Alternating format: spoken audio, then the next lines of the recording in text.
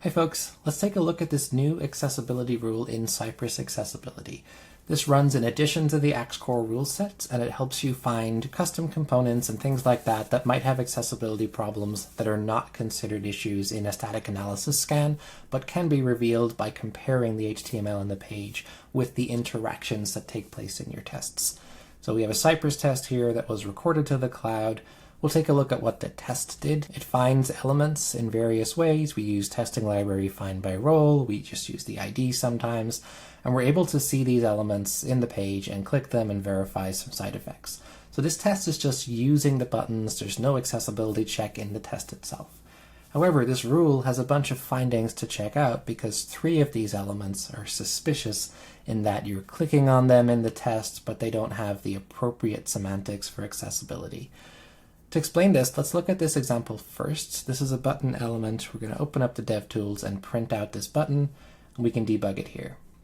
This is a standard Axe-Core finding. This is where the button is created. It has an icon inside, but there's no text. And so because of that association, Axe-Core can say we have an incomplete button pattern, essentially. We have something that we know is supposed to behave a certain way because of the HTML, but it's not doing everything it's supposed to do.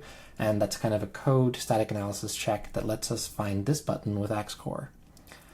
The next one here is not showing up in the Axe-Core check. So I'm going to print this one out as well. So here this is flagging the SVG element that gets clicked here where the icon is clicked. And we can go over to the elements panel and say, okay, well, it's inside of a div. Is the div accessible? It's not even a button element. It's just a div with a class of button. And so visually, these 2 things are identical, but as far as Axe-Core is concerned, this one is a button that's supposed to have a name and everything, and this one here is just content. It's just a div. It doesn't get assigned any particular expectations for interactive behavior. Similar story on this next button down in the page. This is going to turn out to be a span.